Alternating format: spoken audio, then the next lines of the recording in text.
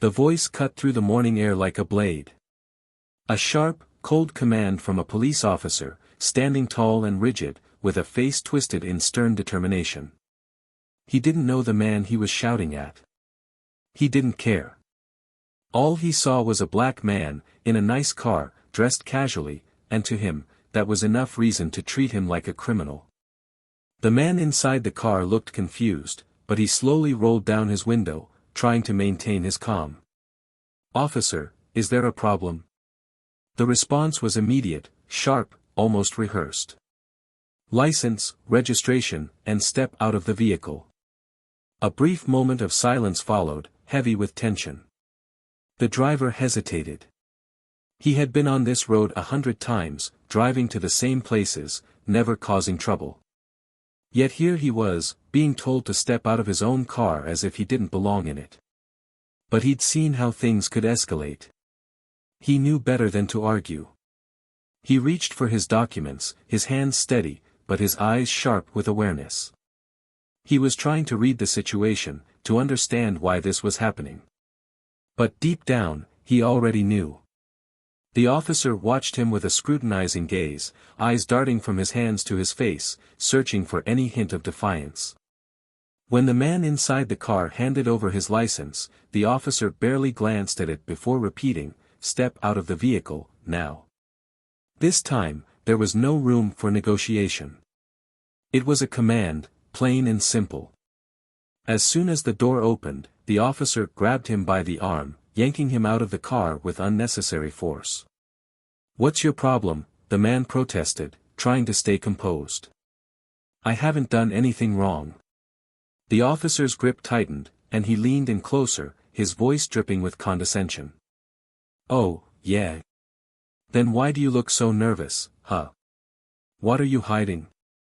"I'm not hiding anything," he replied, his voice steady but laced with frustration. Shut up. Hands on the hood. Now." The officer shoved him against the car, hard. The impact stung, not just his body but his pride. He could feel eyes on him from the street, curious onlookers trying to figure out what was happening. It felt like the world had stopped for a moment, just to watch him be humiliated. And that's exactly what it was, humiliation. The officer patted him down roughly, his hands moving with the kind of urgency that suggested he was sure he would find something illegal. Drugs, a weapon, anything to justify the way he was treating this man. But he found nothing. "What's going on here?" a voice called out from behind the officer. Another car had pulled up, and an older man, clearly a local, stepped out, his face a mix of curiosity and concern. "Is there a problem?" The officer barely looked up. "Mind your business, sir. This is official police matter." But the driver, still pinned against the hood, could feel something shift. This wasn't just a simple traffic stop anymore. It was a spectacle. A scene, designed to assert control, to send a message. The officer could have asked for his license and let him be, but that wasn't the point. The point was to make him feel small, to remind him that, no matter what, he would never truly belong. "You got ID on you?" the officer asked, as if the license he'd already seen wasn't enough. The man hesitated. "I gave you my license. And I'm asking again. Show me your ID. Or do you have something to hide?" The driver's hands balled into fists, but he unclenched them, forcing himself to remain calm. "Look, officer, this is my car. I live here. I haven't broken any laws. Why are you doing this?" The officer's lips curled into a smirk, a grin that didn't reach his eyes. "Because I can." It was that simple. And that brutal. The officer finally stepped back, giving him a mocking once-over, as if daring him to make a move. "Get on the ground." "What?" "I said, get on the ground. Face down. Hands behind your back." "But I haven't done anything." The officer grabbed him, forcing him to the pavement. Cold, rough concrete pressed against his cheek, and he felt the weight of the officer's knee on his back, pinning him down. The humiliation was complete. People had started to gather now, a small crowd forming on the sidewalk, murmurs of confusion and concern floating in the air. "Is this really necessary?" someone asked, but the officer ignored them. He pulled out a pair of handcuffs, snapping them on tight, as if to make sure the metal dug into his wrists. "Resisting arrest, failure to comply, and who knows what else we'll find," the officer muttered. "I'm taking you in." It happened so fast, but every second felt like an eternity.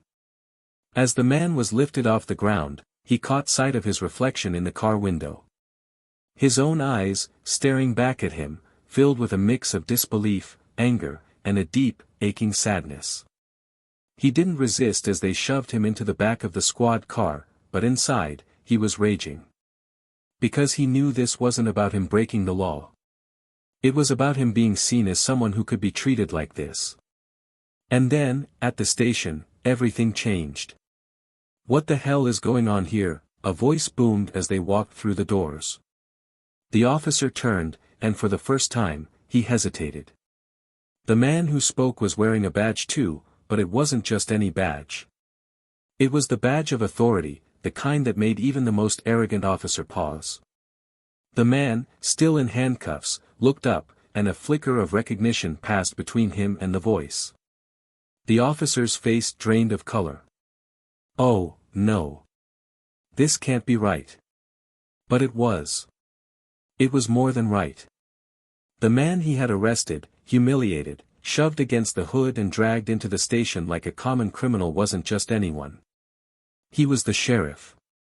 The highest-ranking officer in the county.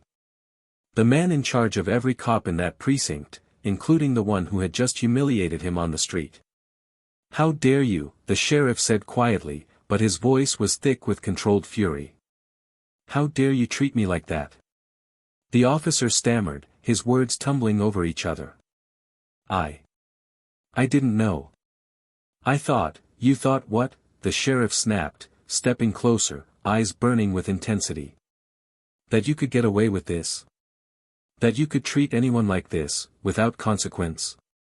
The room was silent, every officer staring, wide-eyed and still. The truth had just dropped like a bombshell, and the fallout was immediate. The officer knew he was finished. He could see it in the faces of his colleagues, in the cold, steely gaze of the sheriff. But this wasn't over. Not yet. Because what happens next isn't just about one cop's mistake. It's about a system that allowed this to happen in the first place. It's about power, and what happens when it's used to oppress instead of protect. And now, with the truth out in the open, the question isn't whether the officer will face consequences. It's how deep those consequences will go, and who else will get caught in the fallout. And as for the sheriff, well, he has some decisions to make. Decisions that could change everything. What will he do next? And how will justice be served, when the person who has the power to deliver it has just been humiliated in the most public, personal way imaginable? Stay with us. This story is just getting started. Hey everyone, before we dive into today's story, we want to take a moment to say something important. Here at Plow of Twist, we stand firmly against any form of racism and discrimination. We believe in equality, justice, and respect for all, and we hope our stories inspire reflection and change. To all our Black viewers out there, we see you, we support you, and we're proud to have you with us. Now, get ready for a powerful and gripping story. If you like what you see, don't forget to hit that subscribe button and turn on notifications so you never miss a twist. Enjoy the story. The morning sun was just beginning to creep over the rooftops of Baton Rouge, casting a warm, golden glow across the city streets. It was a typical weekday, and the roads were already filling with the usual mix of commuters, school buses, and delivery trucks. The air was thick with the promise of another sweltering day, the kind that makes everything feel heavy and slow. Yet, for one man, the day had started early, long before the sun had even considered rising. Jerome Harris sat behind the wheel of his car, steering it carefully through the familiar streets of his neighborhood. He wasn't in his sheriff's uniform today. Dressed in a simple polo shirt and jeans, he looked like any other man heading to work. That was how he preferred it. For Jerome, blending in had always been a way of staying connected to the community he served. He believed that a sheriff shouldn't be some distant figure, hidden behind a badge and a uniform. He should be someone people felt they could approach, talk to, and trust. Jerome had spent most of his life in Baton Rouge. He knew its streets like the back of his hand, from the wide, tree-lined boulevards to the narrow alleys where secrets were often kept. He had grown up on the south side of the city, in a neighborhood that was tough but tight-knit, where everyone looked out for each other. That sense of community had shaped him, taught him the value of loyalty and fairness. It was what had driven him to join the police force in the first place, to protect the people who had always had his back. Over the years, he had worked his way up, from patrol officer to detective, and eventually to sheriff. It hadn't been easy. There had been countless challenges, moments when he had felt the weight of prejudice and doubt pressing down on him. But he had endured, proven himself time and time again, not just to his colleagues but to the entire community. Now, as sheriff, he carried that responsibility with pride. He was known not just for his professionalism, but for his compassion. Jerome was the kind of leader who didn't just enforce the law, he listened, he understood, and he cared. When people saw him, they saw someone who had earned their respect the hard way, someone who understood what it meant to struggle and succeed. But today, he wasn't out to be seen. He was heading to a community meeting, one of those informal gatherings that helped him keep a finger on the pulse of the city, understand the concerns that didn't always make it into official reports. The day was already beginning to heat up as he drove past the local shops and small businesses opening their doors for the morning. He glanced at his watch, realizing he was running a bit ahead of schedule. That was when he decided to make a quick stop at the corner store to grab a coffee. Just a quick in and out, nothing more. But as he parked and stepped out of the car, he noticed something that made him pause.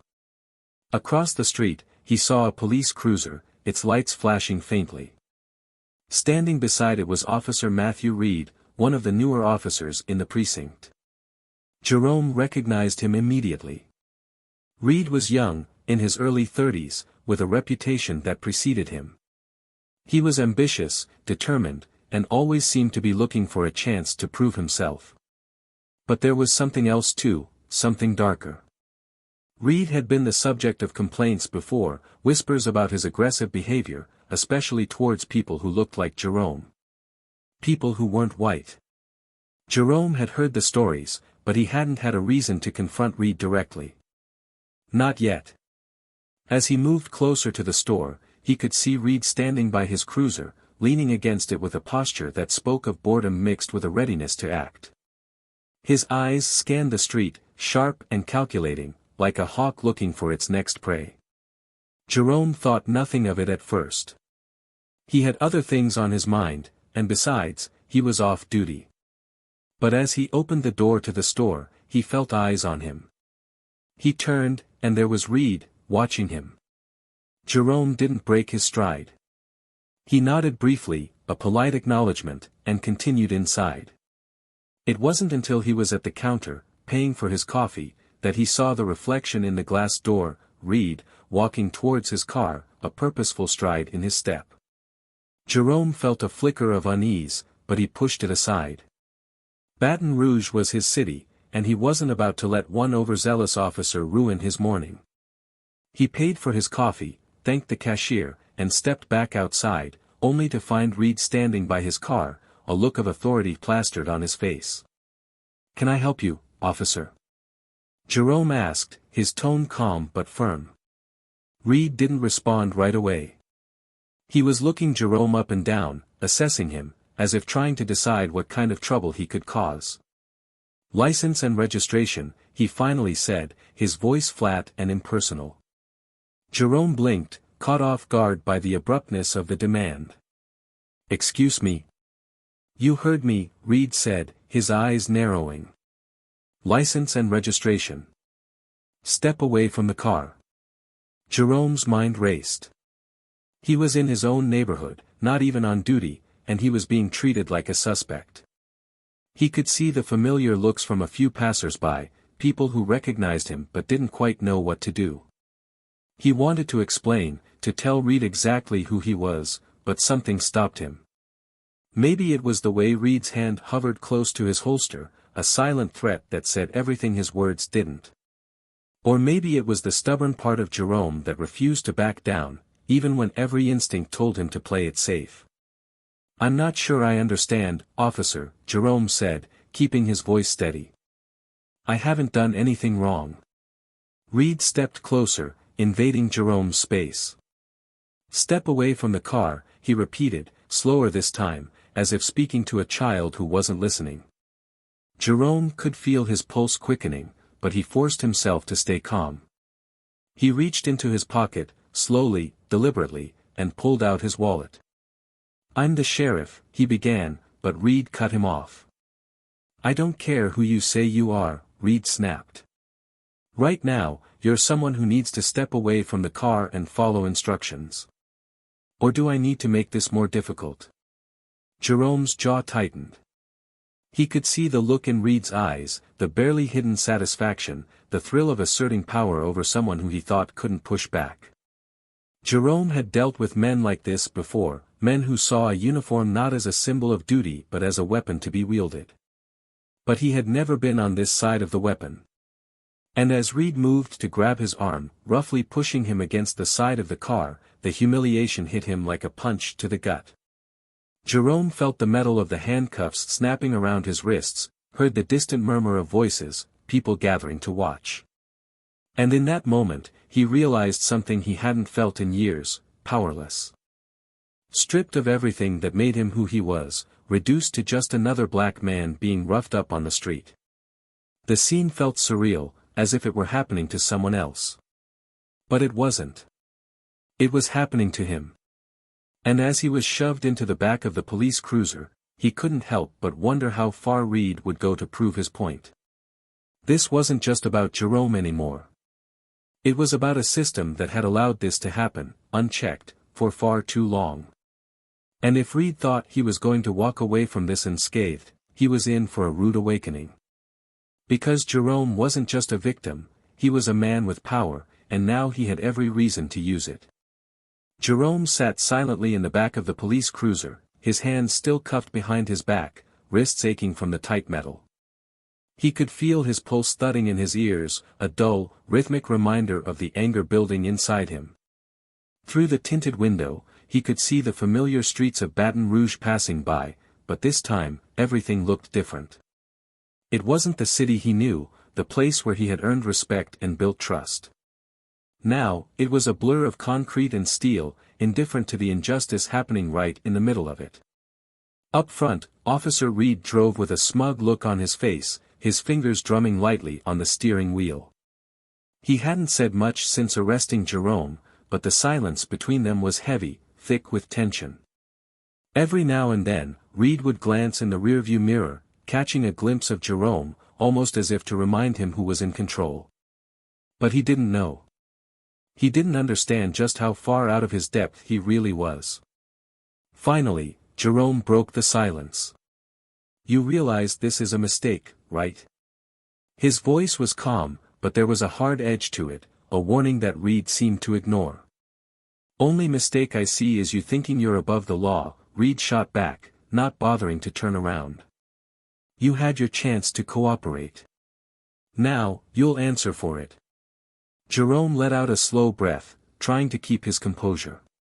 "I told you who I am. You're making this harder than it needs to be." "Who you are?" Reed scoffed, shaking his head. "All I see is someone who thought they could get away with something. But not today." "And what exactly did I do?" Jerome pressed, his voice rising slightly. "What law did I break, officer?" Reed hesitated, as if searching for the right words. "I don't need to explain myself to you. Just sit back and enjoy the ride." But even as he said it, there was a flicker of uncertainty in his tone, a hint that he was starting to realize this wasn't going to be as simple as he'd thought. The car pulled into the station, and as Reed got out, he opened the back door and yanked Jerome out, leading him inside with a firm grip on his arm. The station was bustling with activity, officers moving back and forth, phones ringing, conversations buzzing. But as they walked through, heads began to turn, and the chatter slowly faded. People recognized Jerome, even out of uniform. They knew him, respected him. And now, seeing him in handcuffs, led by a young officer, confusion spread across their faces. "What's going on?" one of the officers asked, stepping forward. She was older, with a badge that had seen its fair share of wear, and her eyes darted between Jerome and Reed, trying to piece together the scene in front of her. "Is this some kind of mistake?" "No mistake," Reed said quickly, tightening his grip on Jerome's arm. "Just doing my job." The officer frowned, clearly unconvinced. "I don't know, Reed. That's the sheriff you've got there."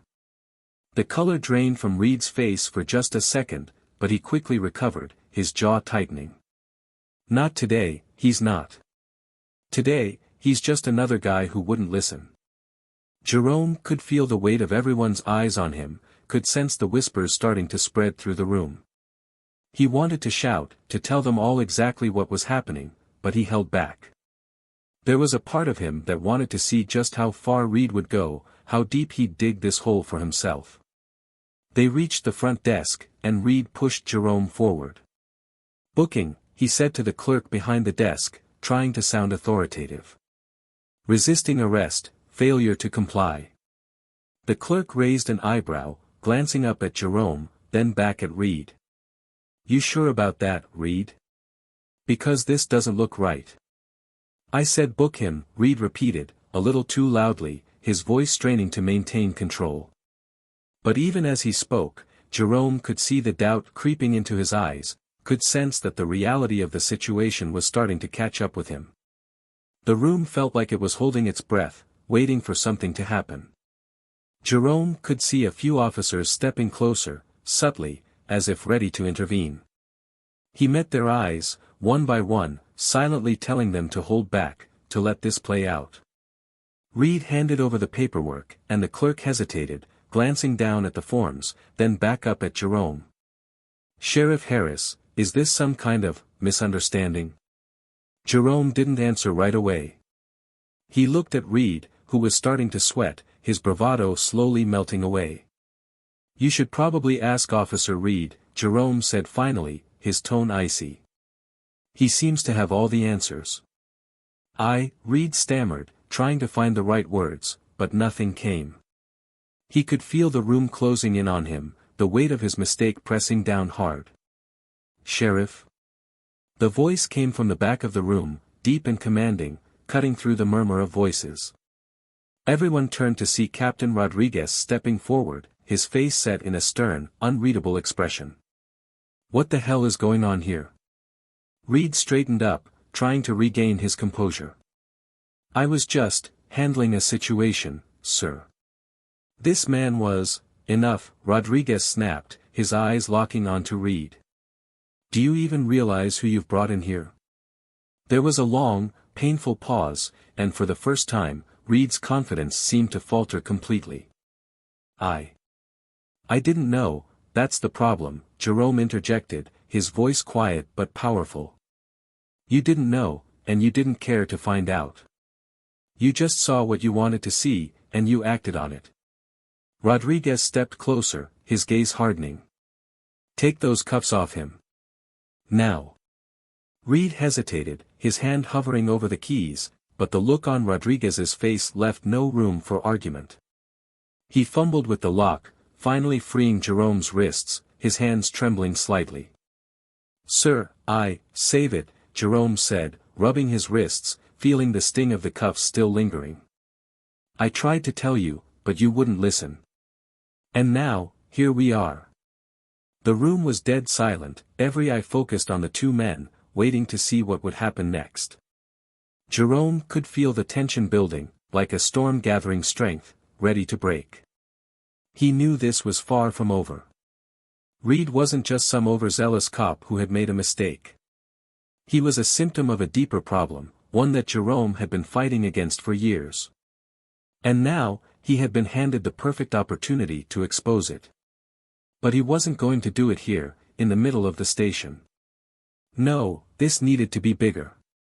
Louder. He was going to make sure everyone knew what had happened, from the top of the department all the way down. Because this wasn't just about him. It was about every person who had been treated like they didn't matter, who had been made to feel small, just because someone decided they could. Jerome turned to Rodriguez, who nodded slightly, as if understanding what needed to happen next. "We'll talk later," Jerome said, his voice calm but filled with a quiet determination. "Right now, I've got some calls to make." And as he walked out of the station, every eye followed him, the weight of the moment sinking in. Reed stood frozen, his hands still shaking slightly, as the reality of his actions began to settle. He had thought he was in control, but now, everything was slipping away, faster than he could catch it. The storm was coming, and Jerome was at its center. And as the clouds gathered, dark and heavy, there was only one question left hanging in the air: how far would he go to make things right? The day after the arrest was hot, the sun hanging heavy in a sky that seemed to press down on Baton Rouge, stifling and relentless. Yet, despite the oppressive heat, the atmosphere inside the sheriff's department was icy, crackling with tension. News had spread quickly, faster than even Jerome had expected. Every officer, clerk, and deputy knew what had happened. The whispers had turned into murmurs, and the murmurs into full-blown discussions.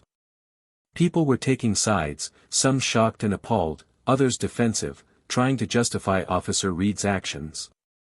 But there was one thing everyone could agree on: this wasn't going to be brushed under the rug. Jerome's office door was slightly ajar, and from his desk, he could see Reed pacing the hallway, his expression a mix of frustration and fear. Reed had been summoned for a meeting, but he had no idea what awaited him. Jerome had spent the last 24 hours making calls, arranging for this moment. It wasn't just about his humiliation. It was about making sure something like this never happened again. The door opened, and Captain Rodriguez stepped inside, followed closely by Reed. Rodriguez's face was stern, his eyes sharp, and he gestured for Reed to take a seat. Reed hesitated, his usual swagger replaced by an uneasiness that he couldn't shake. He sat down, glancing nervously at Jerome, who was leaning back in his chair, hands clasped, waiting. "Sheriff Harris," Rodriguez began, his voice formal, "we're here to address what happened yesterday. Officer Reed, you'll be given a chance to explain your actions, but understand that this is a serious matter. The department cannot and will not tolerate misconduct, especially of this nature." Reed swallowed, his throat dry. "Sir, I was just following protocol." "I thought," Jerome cut him off, his voice calm but firm. "Protocol? What protocol tells you to drag a man out of his car without cause, throw him in cuffs, and parade him through the station without so much as verifying his identity? Tell me, Reed, because I'd like to know." Reed's eyes darted around the room, searching for support, but all he found were cold, scrutinizing stares. I didn't know it was you, Sheriff," he stammered, his voice barely more than a whisper. If you'd known, what?" Jerome's voice was louder now, each word cutting through the silence. "You would have treated me with the respect that you should give every person? Or is it just different when you're dealing with someone who doesn't look like me?" Reed flinched, but he couldn't bring himself to respond. The room felt like it was closing in, the air thick with unspoken accusations. Jerome leaned forward, his eyes locked onto Reed's, unyielding. "The problem isn't that you didn't know who I was, Reed. The problem is that you thought you had the right to treat me, or anyone, like that. And you were wrong." Rodriguez shifted uncomfortably in his chair, glancing between the two men. He knew this was bigger than a disciplinary issue. This was about the entire culture of the department, the unspoken rules that had allowed someone like Reed to think his behavior was acceptable. "Officer Reed," he said, his tone stern, "you need to understand the gravity of what you've done. This isn't just about poor judgment. This is about abuse of power, plain and simple. Reed's face reddened, his hands clenched into fists. "I've been doing this job for years," he snapped, the desperation creeping into his voice. "I've made arrests like this 100 times, and no one said a damn thing. Why is this different?" Jerome's eyes narrowed, his voice steady but brimming with intensity. "Maybe that's the problem, Reed. Maybe no one said anything because they were too scared, or because they thought it wouldn't make a difference. But it does. And I'm going to make sure it does." There was a knock at the door, and a young woman stepped in, holding a small stack of papers. "Sheriff, the documents you requested," she said, handing them to Jerome. Reed glanced at the papers, his curiosity piqued. "What's that?" he asked, trying to keep his tone casual, but there was an edge of fear there. Jerome didn't answer right away. He slowly unfolded the top sheet, scanning it briefly before looking up at Reed. "It's your record, Officer Reed. Complaints, reports, internal notes. Every time someone said you overstepped, every time you were accused of using excessive force. And let me tell you, it's a long list." Reed's face went pale. "Those were all investigated," he said, his voice shaking slightly. "I was cleared." "Cleared doesn't mean innocent," Jerome interrupted. "It means the system protected you. But not anymore. I've spoken with Internal Affairs. They're reopening every single one of these cases. And they'll be thorough." The room was deathly quiet, the weight of Jerome's words hanging in the air. Reed's eyes widened, panic setting in. "You can't do that." I can," Jerome said, cutting him off once more. "And I will. Because I'm not going to let this department be a place where someone like you can operate without consequence. People need to know that they can trust us. That they can trust me. And right now, they can't." Reed's composure finally cracked, the reality of his situation crashing down on him. "Sheriff, please," he pleaded, his voice breaking. "I was just trying to do my job." "I didn't mean." "You didn't mean what?" Jerome's voice was harsh, his eyes blazing with controlled fury. "You didn't mean to let your prejudices dictate how you treated me. Or are you just sorry that you got caught?" Reed opened his mouth to respond, but no words came out. For the first time, he seemed to realize that there was no way out of this. He had lost control, and he was standing on the edge of a precipice, looking down at the consequences he had never thought would come. Rodriguez cleared his throat, breaking the silence.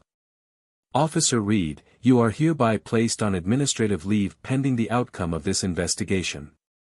Turn in your badge and gun." Reed's hands shook as he reached for his badge, his fingers fumbling with the clasp. He had spent years building his career, and now it was slipping through his fingers, piece by piece. As he placed the badge on the table, he looked at Jerome, his eyes filled with a mix of anger, confusion, and something that almost resembled regret. "What happens now?" he asked, his voice barely audible. Jerome stood up, his posture calm but commanding. "Now," he said, his voice steady.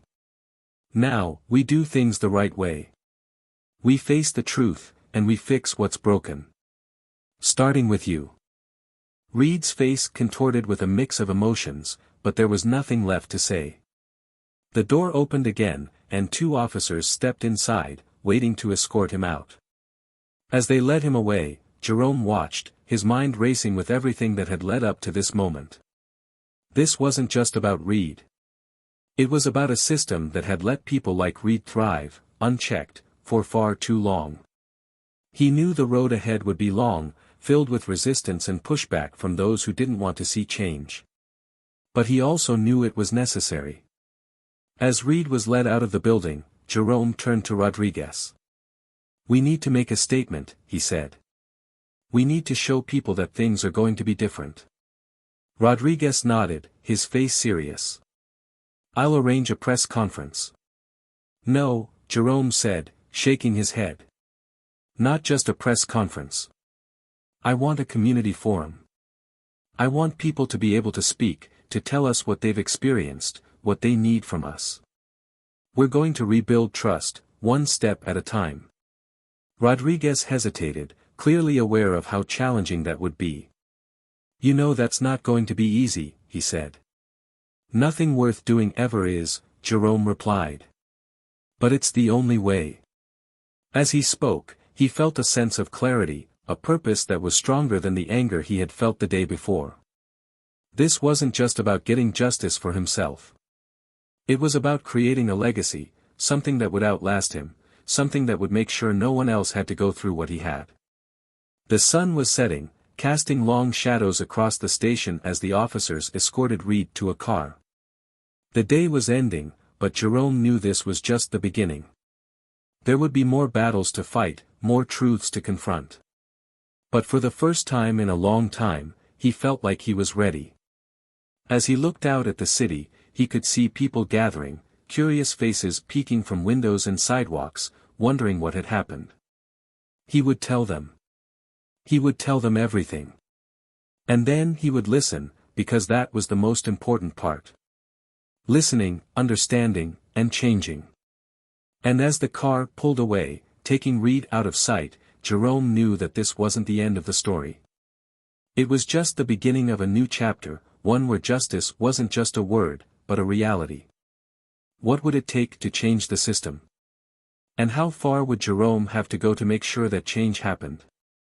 Those were the questions hanging in the air, unanswered, as the night began to fall on Baton Rouge. The sun had dipped below the horizon, leaving a dark, warm night blanketing Baton Rouge. The air was still heavy, but inside the sheriff's office, there was a different kind of weight, one that couldn't be measured by temperature or humidity. Jerome stood by the window of his office, staring out at the faint glimmers of light across the city.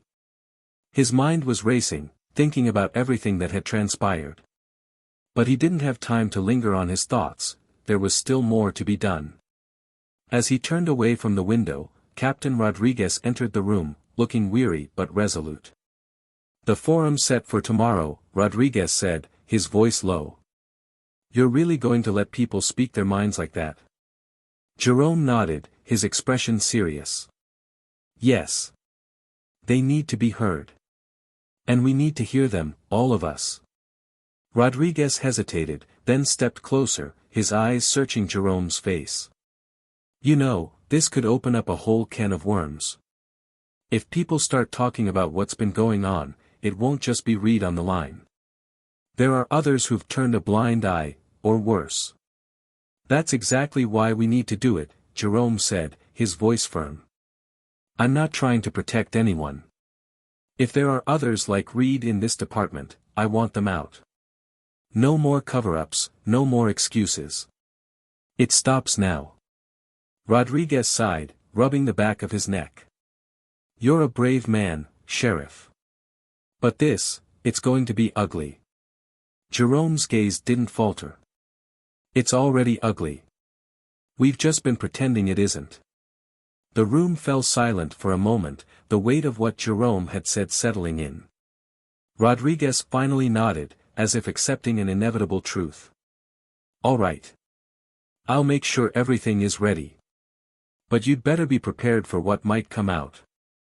I am, Jerome said, and as he spoke, he felt a strange sense of calm, a clarity that had eluded him since the moment Reed had cuffed him. We all need to be. The next evening, the community hall was packed. Word had spread fast about the forum, and people had come out in droves, young and old, from all parts of the city, filling the rows of seats and spilling out into the aisles. Some carried signs, others wore expressions of determination or quiet anger. This wasn't just a typical town hall meeting.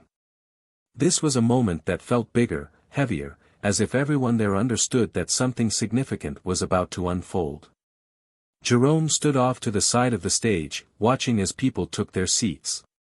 He could see familiar faces, local business owners, community leaders, and people he'd met on the streets over the years. But there were also faces he didn't recognize, people who had come because they wanted to see for themselves what was going to happen. He glanced at his watch, then caught Rodriguez's eye. The captain gave him a nod, and Jerome knew it was time. As he stepped up to the podium, a hush fell over the room. He could feel hundreds of eyes on him, waiting, expecting. He took a breath, then began. "Thank you all for being here," he said, his voice echoing through the hall. "I know this isn't a typical meeting, and I know many of you have questions, concerns, maybe even anger. And that's okay. That's why we're here, to address those feelings, to talk openly, and to listen." He paused, letting the words sink in, then continued. "Yesterday, something happened that should never have happened. I was wrongfully detained by an officer in this department, an officer who acted on prejudice and power, not on justice. But this isn't just about what happened to me. This is about a pattern, one that has affected too many people in this community. And it needs to stop." A murmur rippled through the crowd, a mix of agreement and anticipation. Jerome could see people nodding, their faces set with a kind of grim recognition. "We've allowed certain behaviors to persist because it was easier to look the other way," Jerome continued, his voice gaining strength. "But looking the other way has a cost, and that cost is trust. Trust between the community and the people who are supposed to protect it. And I'm here to tell you that I will do everything in my power to rebuild that trust." There was a moment of silence, then a voice from the back called out, "How do we know this isn't just more talk? We've heard promises before." Jerome leaned forward, gripping the edges of the podium. "You're right. You have heard promises before. And I understand why you'd be skeptical. But this isn't just about words. Actions speak louder, and I intend to act. Starting with a full investigation into this department. Every complaint, every report of misconduct, will be reviewed. And there will be consequences for those who have abused their power." Another voice, this time closer, shouted, "What about Reed? What's going to happen to him?" Jerome didn't hesitate. "Officer Reed is currently on administrative leave pending an investigation. But I want to be clear, if this investigation confirms that he acted out of prejudice, he will not return to this force. And if anyone else is found to have done the same, they will face the same consequences." The room buzzed with whispers, a mix of shock and approval. Jerome could see the tension easing, just a little, as people realized he wasn't just going to sweep this under the rug. But he knew this was only the beginning. He looked out at the sea of faces, feeling the weight of the moment, the enormity of what he was trying to do. Then, from the middle of the crowd, a man stood up. He was older, with graying hair and deep lines etched into his face, the kind of lines that came from years of hard work and worry. "Sheriff," he said, his voice steady but filled with emotion, "I appreciate what you're trying to do. But my son was stopped by the police last year, and he was treated just like you were. Rough, aggressive, like he didn't matter. And nothing happened. Nothing changed. How can I believe it will be different this time?" Jerome felt a pang of sorrow, but he didn't look away. "I can't undo what happened to your son. And I can't erase the pain that people have felt because of the actions of a few. But I can promise you this, I will not let this go. I will make sure that every officer understands what it means to wear this badge. And if they can't live up to that, they won't wear it anymore." The man nodded slowly, as if weighing Jerome's words. "I hope you mean it," he said softly, before sitting back down. Jerome took a deep breath, then glanced over at Rodriguez, who was standing near the edge of the stage. The captain stepped forward, taking the microphone. "I've been with this department for over 20 years, Rodriguez began, his voice calm but firm. "And I've seen a lot, good and bad. But I want to say this, right here, right now. What happened to Sheriff Harris was wrong. It should never have happened, and we're going to make sure it never happens again. Not to him, not to anyone." The room was silent, the kind of silence that comes when people are truly listening, when they're absorbing every word. Rodriguez looked out at the crowd, his gaze steady. "We have a lot of work to do, and it won't be easy. But we're committed to doing it. And we need your help. If you've experienced something, if you've been mistreated or felt unsafe because of how you were treated by an officer, I want you to come forward. We're here to listen. Jerome watched as people began to nod, as hands started to raise, slowly at first, then more and more, until it seemed like half the room was filled with people wanting to speak. He knew this wasn't going to be a quick fix. But it was a start. A real, honest start.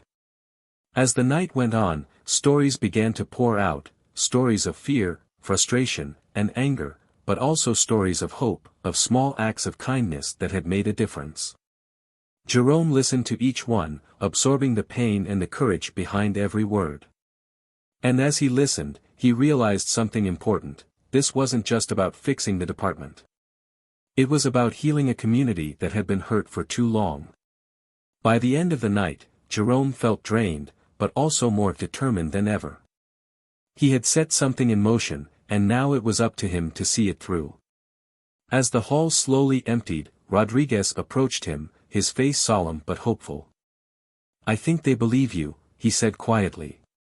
"I hope so," Jerome replied. "Because this is just the beginning. We've got a long way to go." Rodriguez nodded, then placed a hand on Jerome's shoulder. "I'm with you, Sheriff. All the way." Jerome looked at Rodriguez, seeing the sincerity in his eyes, and he felt a flicker of hope. For the first time since this all began, he truly believed that change was possible. It wouldn't be easy, and it wouldn't be quick, but it was possible. As he left the hall that night, Jerome glanced back at the building, lit up against the dark sky.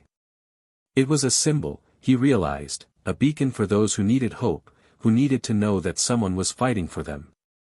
And he was determined to be that someone, no matter how hard the fight might get. What Jerome couldn't see, though, was the ripple effect that had already begun. Conversations were happening, minds were shifting, and across the city, people were beginning to believe that maybe, just maybe, things could change. The days that followed the forum were a whirlwind of activity. Jerome barely had a moment to breathe as he navigated through interviews, meetings, and countless phone calls. The story had spread beyond Baton Rouge, making headlines across the state.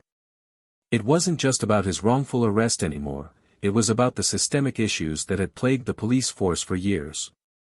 And now, people were paying attention. In the days since the forum, the community's voices had grown louder, echoing through every corner of the city.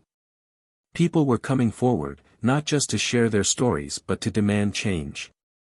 Jerome's decision to reopen old cases and investigate accusations of misconduct had lit a fire, one that was burning bright and hot, and there was no putting it out. The city was at a tipping point, and everyone was waiting to see which way it would fall. Jerome knew that this wasn't going to be an easy battle. Every step he took was met with resistance, especially from within the department. There were those who were deeply uncomfortable with the changes he was trying to implement, officers who had grown accustomed to the old ways, and who felt threatened by the possibility of a new order. But Jerome wasn't backing down. He had promised the community that he would make things right, and he intended to keep that promise, no matter how hard it got. In the midst of it all, Officer Reed had been suspended, awaiting the results of the investigation into his conduct. The decision hadn't gone down well with everyone. There were murmurs of dissent, whispers that Jerome was making an example out of Reed to score political points. But Jerome didn't care. This was about accountability, and Reed's actions had to have consequences. Still, he knew the situation was delicate. If he pushed too hard, he risked creating a divide within the department that might be impossible to bridge. But if he didn't push hard enough, nothing would change. One afternoon, as Jerome was preparing for yet another meeting, Rodriguez stepped into his office, closing the door behind him. He looked tired, as if the weight of the past few days was catching up to him. "Sheriff, we need to talk," he said, his tone serious. Jerome looked up, gesturing for him to sit. "What is it, Captain?" Rodriguez hesitated, choosing his words carefully. "It's about Reed. He's been trying to reach you. He wants to meet, to explain himself." Jerome raised an eyebrow, surprised. "Explain himself? I think he's done enough talking, don't you?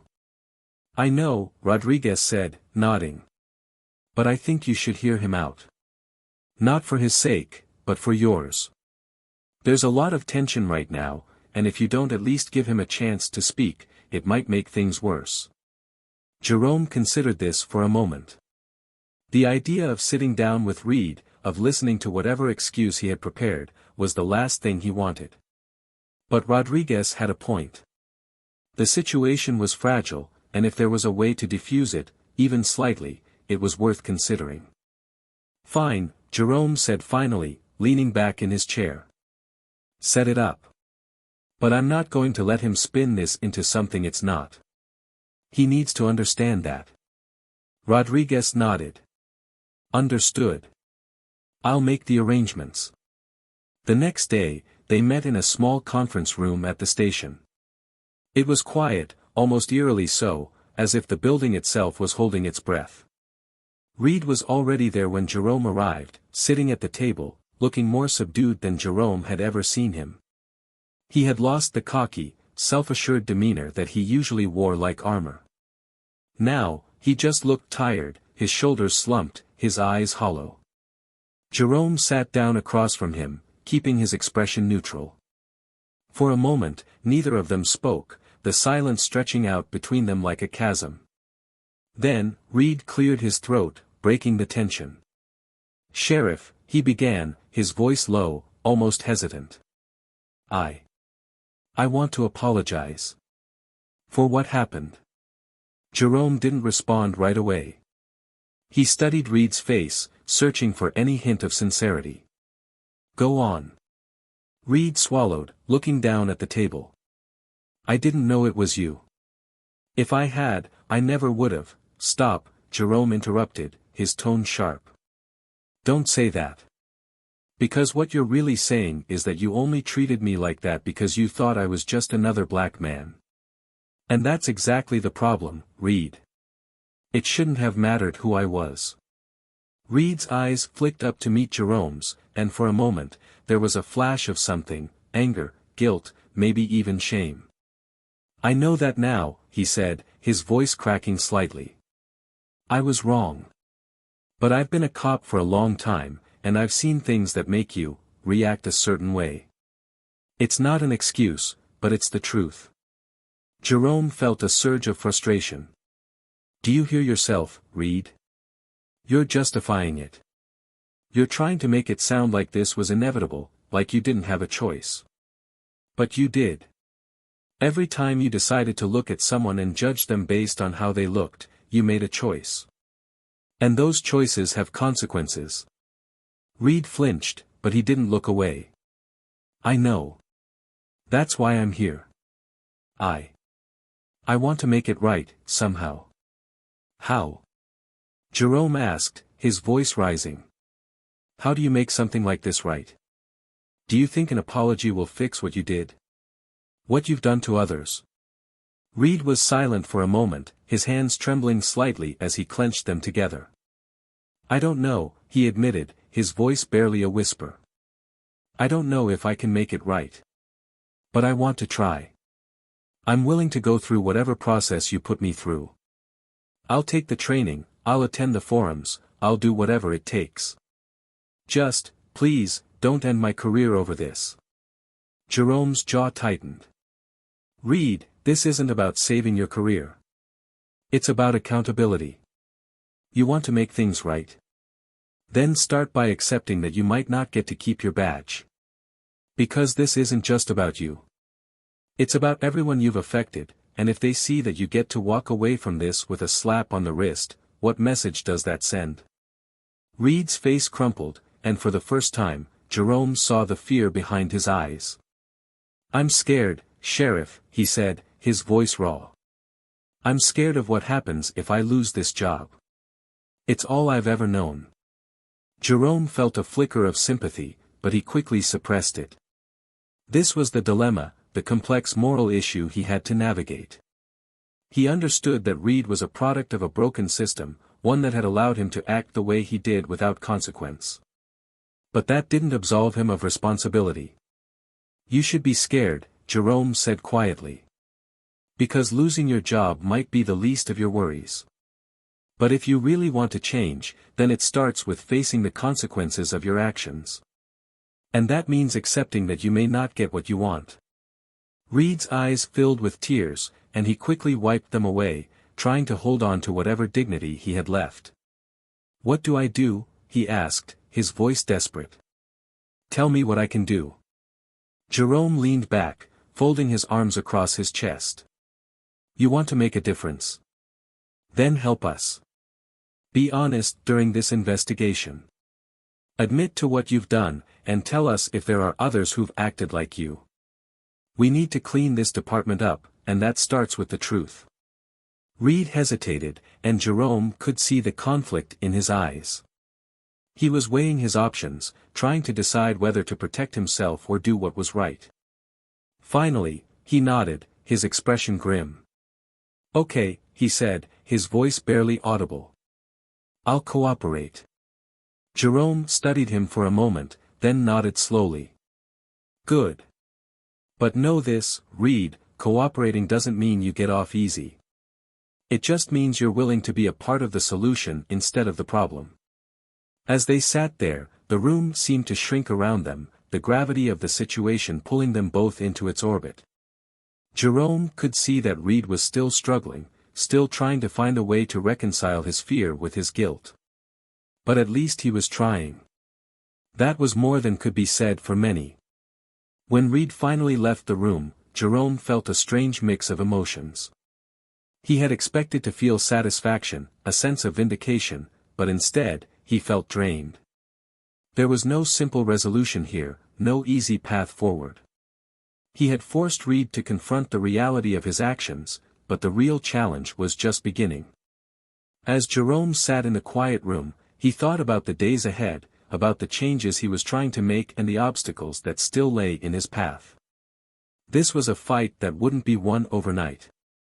It would take time, patience, and more determination than he had ever had to muster.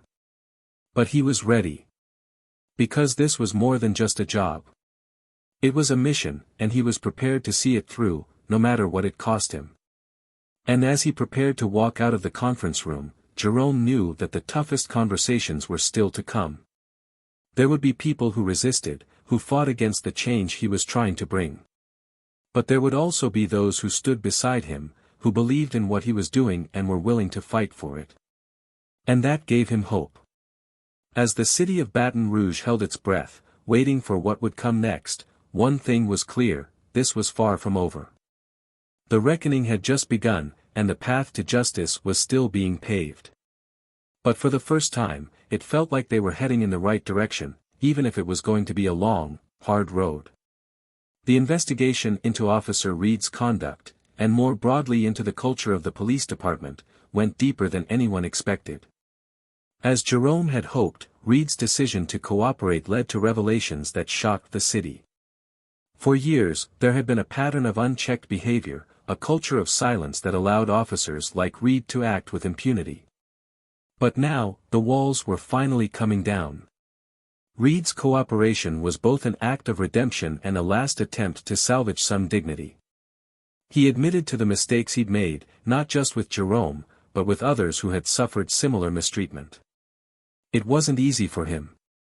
Each confession chipped away at the person he thought he was, forcing him to confront a harsh reality: he had become the kind of officer he once despised. He would never wear the badge again, but his willingness to come forward helped push the investigation further.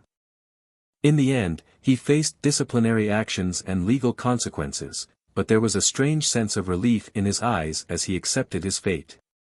For the first time, he had done the right thing, even if it was too late to save his career. For the department, the revelations led to sweeping changes. Jerome had made a promise, and he kept it. Officers who were found to have abused their power were disciplined or removed, and new policies were implemented to ensure accountability and transparency. Training programs were overhauled, focusing on de-escalation, empathy, and understanding the communities they served. It was a hard process, filled with resistance, but Jerome pushed through it, step by step. He had earned the community's trust, and he wasn't going to let them down. Jerome's leadership became a beacon of hope, not just for Baton Rouge, but for neighboring cities as well. Other departments began looking at his reforms as a model, and he found himself invited to speak at conferences, forums, and community events across the state. But he remained grounded, always bringing the focus back to where it needed to be, on the people, on justice, on making sure that what happened to him, and to so many others, would never happen again. On a warm evening, several months after the investigation had concluded, the community gathered once more in the same hall where the forum had been held. This time, it wasn't to air grievances, but to celebrate the progress they had made. Jerome stood on the stage, looking out at the sea of faces, faces that now looked back at him with admiration and respect. He didn't see fear or doubt anymore. He saw hope, and it filled him with a sense of pride he hadn't felt in a long time. As he addressed the crowd, he spoke with a sense of calm and confidence. "Change doesn't come easy," he said, his voice steady. "It's slow, it's painful, and it takes more than just words. It takes action, commitment, and most of all, it takes courage. We've made progress, but there's still more work to do. And I promise you, as long as I'm here, I will keep fighting for what's right." The crowd erupted in applause, and as Jerome looked out at the people cheering, he saw faces that had once been filled with skepticism. They believed in him now, because he had given them a reason to believe. It was the most rewarding feeling he had ever experienced, knowing that he had made a difference. In the back of the hall, Jerome noticed Captain Rodriguez standing quietly, a small smile on his face. After the applause died down, Rodriguez approached the stage, and the two men exchanged a firm handshake, then pulled each other into a brief, respectful hug. "You did it, Sheriff," Rodriguez said, his voice low but filled with pride. "You really did it." "We did it," Jerome corrected, smiling. "I couldn't have done this alone."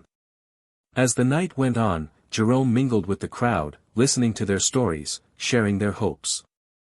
People came up to him, thanking him, shaking his hand, telling him about the changes they had already started to see in their neighborhoods. And for once, Jerome allowed himself to relax, to enjoy the moment. He had been fighting for so long, he had almost forgotten what it felt like to see the results of that fight. And then, as the event began to wind down, a familiar face appeared in the doorway. Reed stood there, uncertain, but there was a look of quiet resolve on his face. Jerome caught sight of him and nodded, a silent invitation for him to step forward. As Reed walked up to him, there was a brief, tense pause, the kind that hangs in the air when two people are about to face an uncomfortable truth. "I heard about what you've been doing," Reed said, his voice softer than usual. "I wanted to see it for myself." Jerome nodded. "I'm glad you came. It means a lot." Reed hesitated, then met Jerome's eyes. "I still have a lot to make up for. But, thank you for giving me a chance to do something right, even if it was at the end." Jerome looked at him for a long moment, then extended his hand. "It's never too late to start doing the right thing, Reed." Reed took his hand, and for a moment, the past didn't matter. What mattered was that they were both there, trying to build a better future.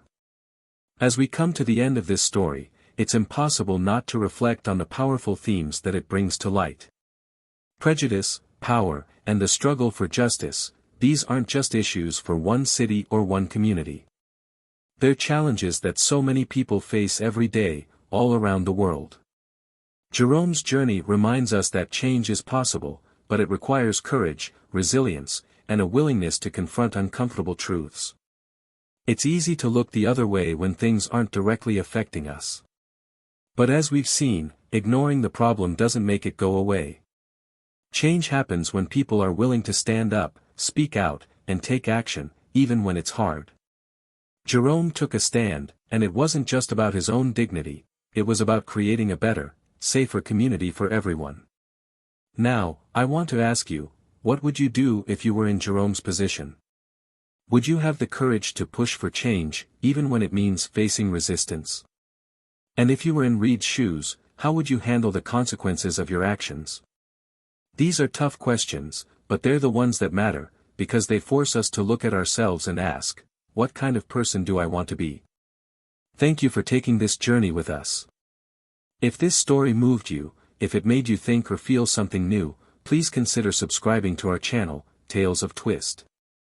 We bring you stories that challenge, inspire, and entertain, and we'd love for you to be a part of our community. Hit that subscribe button, leave a comment below, and share your thoughts on today's story. What would you like to see next? We're here to listen, just like Jerome. And remember, change starts with each one of us, no matter how small the action.